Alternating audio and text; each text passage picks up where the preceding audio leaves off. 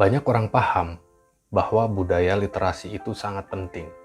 Tapi nyatanya, Indonesia tergolong negara yang budaya literasinya sangat rendah. Peringkat 62 dari 70 negara.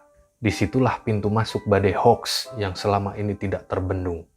Buzzer-buzzer panen dari bisnis giring opini. Rendahnya budaya literasi masyarakat itu masalah serius, Pak. Karena nggak akan ada negara yang kompetitif di dunia ini kalau nggak didukung dengan budaya literasi yang berkualitas. Maka, mau nggak mau, tradisi baca dan budaya literasi masyarakat sangat penting untuk dibangkitkan oleh siapapun dan sampai kapanpun. Terkadang saya suka bingung, persoalan budaya literasi di Indonesia itu harusnya dimulai dari mana sih? Apakah taman bacaan atau perpustakaan yang harus diperbanyak, atau akses dan jumlah buku bacaan yang harus diperluas? Padahal seminar dan diskusi akan pentingnya budaya literasi ini udah digelar di mana-mana. Jadi, gimana harusnya bangsa Indonesia memulai dan menumbuhkan budaya literasi pada masyarakatnya? Ingin menumbuhkan budaya baca dengan mudah, tapi tidak punya waktu untuk membaca? Gampang. Tips mujarab yang pengen saya bagi adalah buat perpustakaan di dalam kamar mandi rumah kita. Serius, gak usah membayangkan perpustakaan yang mewah dengan koleksi ribuan buku. Cukup taruh tumpukan beberapa buku, majalah, atau koran di dalam jangkauan tangan kita di kamar mandi. Idealnya sih buat yang WC duduk, tapi bisa dicari cara lain untuk user WC jongkok. Letakkan aja di atas kloset. Kita bisa membacanya sambil melaksanakan tugas rutin. Tentu kebiasaan ini lebih baik dari merokok di kamar mandi, kan?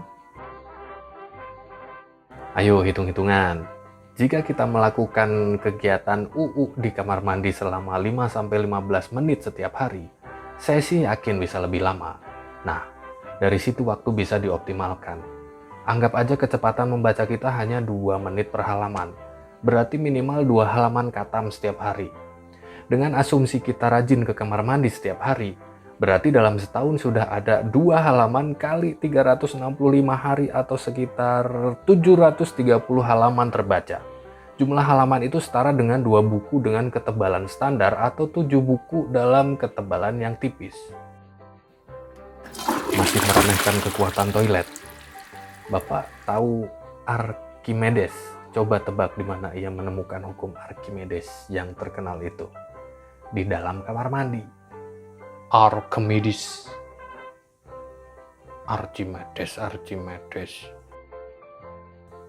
Bapak tahu A.A. Nafis, pengarang cerpen Rubuhnya Surokam yang terkenal. Di mana ia mendapatkan idenya? Di kamar mandi juga. Bahkan beliau punya ritual untuk ngetem di atas toilet sambil cari ide sebelum menulis sesuatu. Agatha Christie memiliki ritual berendam sambil mengupas apel untuk mencari inspirasi. Di mana? Tentu saja di kamar mandi. Di negara sebelah pun, toilet dinamakan dengan bilik temenung, tempat merenungkan sesuatu.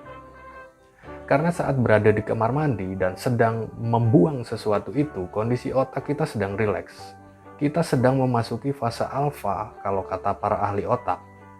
Kondisi otak inilah yang sangat responsif terhadap ide-ide baru yang orisinil. Jadi bisa juga siapkan alat tulis juga. Mungkin solusi permasalahan yang sedang kita hadapi bisa terpecahkan di kamar mandi. Bapak pasti pernah merasakan ide muncul tiba-tiba saat bersantai, bukan? Saya sendiri sudah membuktikannya, malah kadang jadi kelamaan di kamar mandi. Jangan takut, kita pasti jengah dan bosan berlama-lama membaca di kamar mandi. Belum kaki kesemutan. Dari situ kita tergerak untuk membawa keluar buku yang kita baca tadi. Dan budaya baca bisa ditumbuhkan. Disclaimer, efek negatif kebiasaan ini membuat kita justru mementingkan mencari dan memilih buku ketimbang buru-buru ke toilet terdekat saat panggilan alam itu datang. Apa kesimpulannya? Gak ada alasan buat gak membaca hanya karena gak ada waktu. Bukankah ciri manusia modern yang sibuk adalah mencari hal yang serba efektif dan efisien, melakukan sesuatu juga bisa multitasking, dan hal itu bisa menimbulkan efek domino. Jika kita taruh bahan bacaan ringan yang menarik, saya yakin anggota keluarga yang lain tergerak tangannya dan mencari kesibukan sembari sedang parkir di atas kloset. Jadi, ritual buang air besar bukan hanya proses yang tanpa substansi. Kegiatan ini bisa jadi sesuatu yang produktif jika kita mau mengisinya. Bisa jadi inspirasi judul album, ide pekerjaan, sampai komoditas yang siap dijual. Buktinya hasil bokernya si luwak aja dihargai sangat mahal. Bapak boleh percaya boleh enggak, ide video ini saya dapatkan juga di dalam kamar mandi.